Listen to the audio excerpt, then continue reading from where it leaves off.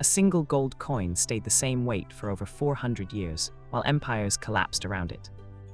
1284. Venice. The Venetian Republic minted its first ducat, coin weighing 3.5 grams of nearly pure gold. What made this moment significant wasn't the coin itself. It was that merchants across the Mediterranean, the Black Sea, and eventually the Indian Ocean would accept this single standard without question for the next 4 centuries. No negotiation, no assay required. The ducat became currency before it became a symbol. Everyone assumes the ducat dominated because Venice was powerful. The Republic was wealthy, yes, but wealth doesn't explain why a Genoese merchant in Alexandria would trust Venetian gold as readily as his own currency, or why Armenian sultans, Venice's enemies, still accepted ducats in their treasuries. The real story is different. It's about trust built on metallurgical consistency, not military might. Here's the problem with that first explanation. If power created currency trust, the ducat should have weakened when Venice did. It didn't. By the 1400s, Venice was already losing territorial control. The Armenian Empire was expanding, yet merchants still demanded ducats. The coin persisted through Venetian decline. That's the crack in the narrative. The actual mechanism was physical.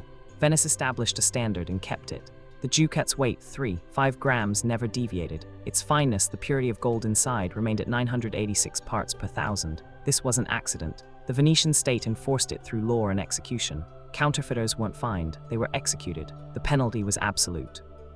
Other powers minted gold coins. The Florentine florin, minted from 1252, was equally reliable. The Genoese Genovino, the papal gulden, all existed, yet none achieved the ducat's reach. Why? Florence controlled banking networks, Genoa controlled trade routes, but Venice controlled something more useful, the Eastern Mediterranean. Venetian galleys connected Europe to the wealth of Asia. Ducats traveled those routes. Merchants needed ducats to trade there. 1453. Constantinople fell to the Ottomans. Venice lost its colonial stronghold, but the ducat didn't collapse. The Ottomans themselves began minting ducats, same weight, same fineness. They understood the coin's value wasn't Venetian anymore, it was universal. The standard had become detached from its source. This is where the real explanation emerges. The ducat succeeded because it solved a specific problem. How do you conduct long-distance trade without physical inspection of every coin? Answer: standardize completely and enforce it ruthlessly. Merchants didn't trust Venice, they trusted the consistency. Venice made that consistency credible through punishment. By 1500, the ducat had become something unprecedented, a currency that transcended political allegiance. A merchant in Cairo, a merchant in Bruges, a merchant in Istanbul, all accepted the same coin without question. No conversion, no premium, no doubt. This was the first truly international currency of the medieval world. The implications were structural. States that couldn't maintain coin standards lost credibility. Debasement, reducing gold content to stretch supply, became visible betrayal. A merchant could detect it. Word spread, currency failed. Venice never debased the ducat. It remained at 986 parts per thousand for over 4 centuries. That discipline was the entire system. Other states watched. The Holy Roman Empire minted ducats. Poland minted ducats. Hungary minted ducats. Each tried to copy the standard. Some succeeded for a time. Most eventually debased their versions to raise revenue. When they did, merchants stopped accepting them. The name ducat became generic. The value remained tied to actual weight and fineness. 1600. The ducat had been in circulation for over 3 centuries. European trade was expanding. Colonial wealth was flowing into ports, yet the ducat standard remained unchanged. This wasn't conservative, it was radical. Venice chose consistency over inflation, chose long-term credibility over short-term revenue.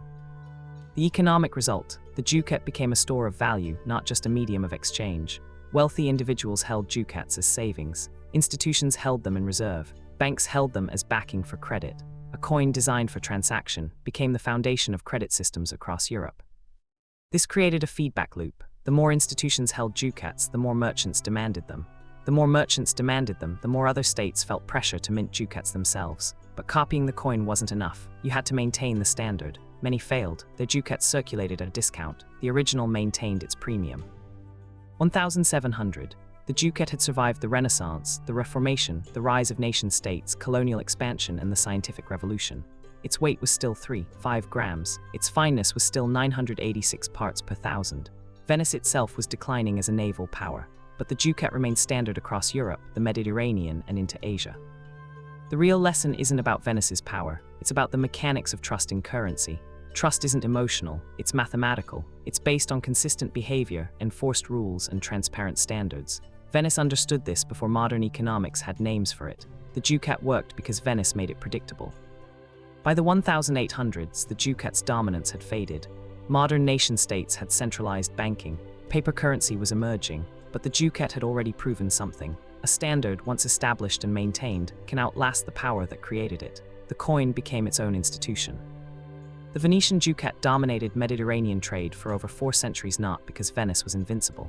It dominated because Venice made a single choice: to never deviate from the standard. Consistency became power. Predictability became trust. A 5-gram gold coin, unchanging for generations, became more reliable than empires. This video is for educational and informational purposes only and is not financial advice. Always do your own research. If you want to understand how money shapes civilizations, how standards become systems, how trust becomes currency, subscribe for new economic history story each week. Subscribe for new economic history story each week, where the real forces shaping money and markets are always stranger than the headlines. This video is for educational and informational purposes only and is not financial advice.